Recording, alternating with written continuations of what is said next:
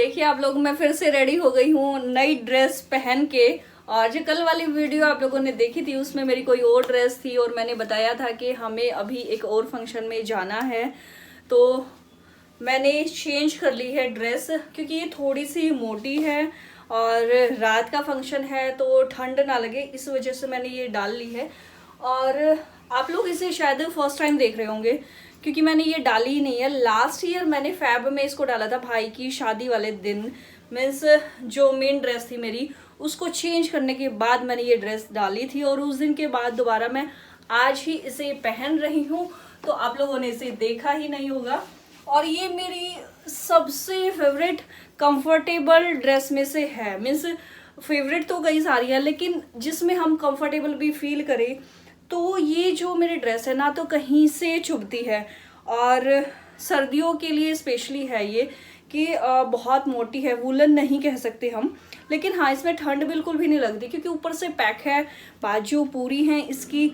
और ये स्पेशली ना शेरवानी स्टाइल मैंने बनवाई थी भाई की शादी में क्योंकि फैब में ठंड होती है तो इसीलिए, और रात की शादी थी वो भी, तो मेरे को था कि चेंज करूँ तो कोई ऐसा मैं पहनूं जो पार्टी वेयर भी लगे और मुझे ठंड भी बिल्कुल ना लगे। मैं हर चीज़ का ध्यान रखती हूँ कपड़े बनवाते टाइम।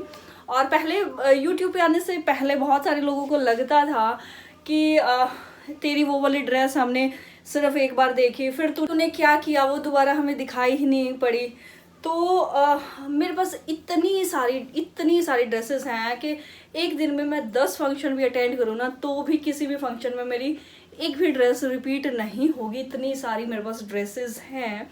और ये आप लोग नोटिस कर ही रहे होंगे, अभी अभी मैंने कितने सारे फंक्शन अटेंड कर लिए हैं और हर फंक्शन में मेरी अलग अलग ड्रेसेस हैं, कोई भी मेरी रिपीट नहीं हुई है। तो आज की मेरी ड्रेस कैसी आपको लगी है ये आप प्लीज़ मुझे कमेंट करके ज़रूर बताना। बहुत ही यूनिक स्टाइल है ये ड्रेस का ना। ये जो मैंने नीचे पहना हुआ है ये भी अलग से ही है, ये अटैच कुछ भी नहीं है, ये बिल्कुल ऊपर से जैसे शेरवानी पहनते हैं वैसे मैंने पहन के, और इसमें हुक्स लगे हुए हैं यहाँ पे, उससे ये बंद होती है। और ये एक पैच है काफ़ी बड़ा सा, इसमें बहुत सुंदर है, ये सारा ना हैंडवर्क है।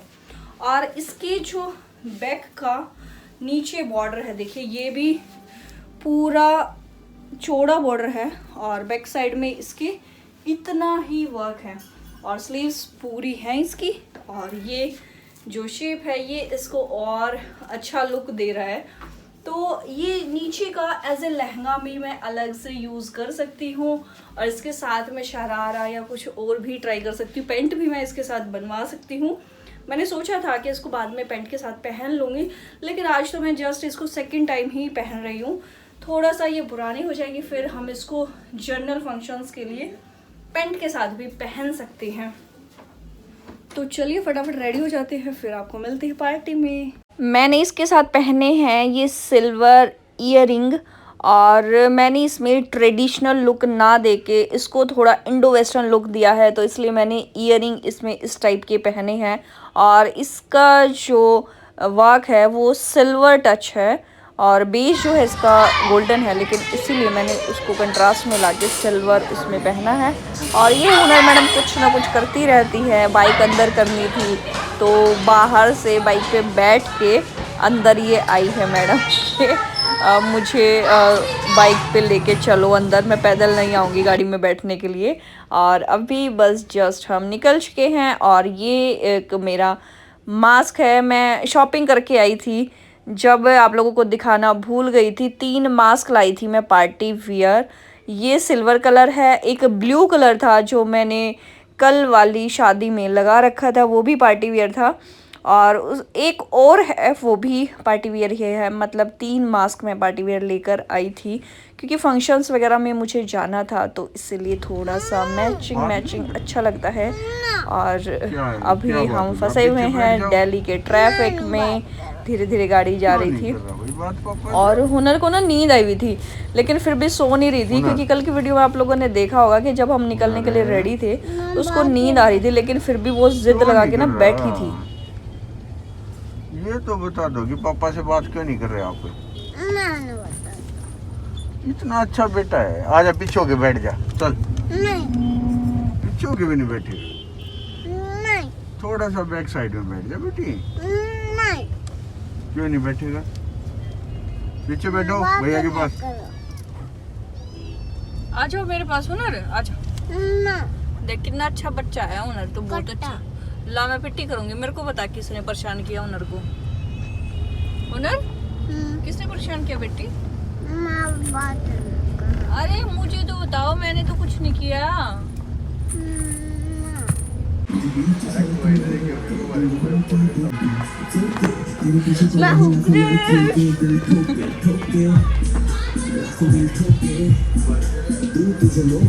अभी जस्ट हम पहुँचे हैं पार्टी में, और यहाँ से मैं सोचते हुए यही जा रही थी कि देखते हैं सामने कौन मिलेगा और किसको जानती होंगी मैं, क्योंकि यहाँ पे मैं किसी को भी नहीं जानती हूँ।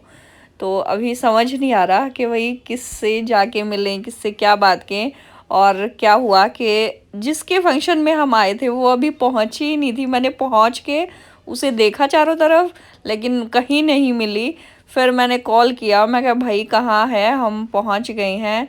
तो उसने कहा कि मैं अभी रेडी हो रही हूँ और बस 10 मिनट में आती हूँ। लेकिन आप लोगों को पता ही है कि लड़कियों की 10 मिनट कितनी देर की होती है, तो बस उसकी भी 10 मिनट उतनी ही लंबी थी जितनी जनरली लड़कियों की होती है। और हम यहाँ पे किस फंक्शन में आए हैं, अब मैं जल्दी से वो बता देती हूँ। जो सामने अंकल खड़े हैं, इनकी बेटी का कुआं पूजन था, और ये है वो बेटी जो सामने अभी आई थी और मेरे साथ डांस कर रही हैं लहंगे में। और इनको बेटा हुआ है तो उसी की खुशी में कुआं पूजन था। मीन्स जैसे पीलिए वाला डे होता है वही। तो ये मेरी फ्रेंड हैं, मतलब मेरे साथ इन्होंने कुछ टाइम जॉब की थी और फिर हमारे कॉलेज से इसने बीएड की थी। और ये जो आंटी हैं जो मेरे साथ डांस कर रही हैं, ये मेरी फ्रेंड की मम्मी है। और वैसे तो इनसे मैं पहले भी मिल चुकी हूँ एक बार, लेकिन आज कुछ ख़ास था और वो ख़ास आपको मैं घर जाके बताऊँगी। कुछ स्पेशल था और इतनी ज़्यादा खुश थी मुझे देख के, इतनी ज़्यादा एक्साइटेड थी, और मतलब वो नोट पे नोट वारे जा रही थी मेरे ऊपर। अभी 11:15 हो चुके हैं और अभी अभी जस्ट हम फंक्शन से वापस आए हैं, और इतना इतना ज़्यादा एंजॉय किया, बहुत ज़्यादा। जिनके घर हम गए थे उनकी मम्मी मेरी इतनी बड़ी फ़ैन थी, इतनी बड़ी मेरे डांस की। और जब मैं पहुंची, आंटी ने स्पेशली मुझे बुलाया कि मैं तुम्हारी सारी वीडियोस देखती हूँ, और शादी वाले दिन भी तुम ऐसे ही बगैर डांस किए चली गई थी। आज मैं डांस किए बगैर तुम्हें बिल्कुल नहीं जाने दूंगी। और डांस की इतनी तारीफ़ की, मेरी मेहनत की इतनी तारीफ़ की कि इतनी मेहनत कैसे कर लेती हो। तो देखिए, आज पूरा दिन मेरा इतना बिजी, इतना टाइट शेड्यूल होके रहा है, लेकिन जब सामने से ऐसे लोग तारीफ़ करते हैं तो बहुत अच्छा लगता है, दिल को सुकून मिलता है। और जो हमारी मेहनत है उसका एक्चुअल में फल हमें इसी तरह से मिल जाता है। और बहुत बहुत ही अच्छा लगा जब आंटी ने इतनी ज़्यादा प्रेज़ की। और वो आंटी हैं हरियाणा से, और जिनके घर हम गए थे, मतलब उनकी बेटी जो हैं उनकी शादी हो रखी थी यूपी वाली फैमिली में। तो वहाँ पे उनके घर की लेडीज़ बहुत सारी वहाँ डांस करी थी। तो आंटी बार बार मेरे पास आए और बार बार आंटी यही बोले कि रीना तेरे को ना ये यूपी वाली सारी स्टेज से उतारनी है। मैं कहा आंटी ठीक है। तो बहुत ही ज़्यादा अच्छा लगता है जब कोई ऐसे सामने से आपके काम की, आपके डांस की, आपकी वीडियोस की तारीफ़ करता है, आपके इंतज़ार में रहता है, इतना वेलकम आपको मिलता है आप कहीं जाएं तो। नहीं तो जब मैं गई थी ना तो मुझे ये लग रहा था कि सिर्फ मैं उस लड़की को ही जानती हूँ और उनके घर में तो मैं किसी को भी नहीं जानती। तो मतलब मैं तो यही सोच के गई थी कि सब कुछ बहुत बोरिंग होने वाला है, लेकिन इतना मज़ा आएगा ये तो मैंने बिल्कुल भी नहीं सोचा था। तो एक तरह से ये लगा लीजिए कि मेरी मेहनत का ना पूरा पूरा फल मुझे मिल जाता है, और बस यही मेरे काम की तारीफ़ है। इन्हीं चीज़ों से मुझे एनर्जी मिलती है काम करने के लिए। लोग मेरे से बार बार पूछते हैं कि तुम इतना सब कुछ कैसे कर लेती हो, तो लोगों का इतना इतना ज़्यादा प्यार मिल रहा है कि बस एनर्जी अपने आप ही आ जाती है। और मतलब आज तो इतनी तारीफ हुई ना, कई दिन तक मैं वैसे ही एनर्जेटिक रहूँगी। तो चलिए, आज का व्लॉग मेरे अकॉर्डिंग बहुत अच्छा रहा है। डांस की वीडियोस बहुत कम बन पाई हैं वहाँ पे, क्योंकि बहुत सारे लोग ना खड़े हो गए थे। जैसे ही मैं डांस करने लगी, सब अपने सीट से खड़े हो के स्टेज के आसपास लोग पहुँच गए थे, तो वीडियोस बहुत कम बन पाई, क्योंकि कोई ना कोई सामने कैमरे के आ जाता था।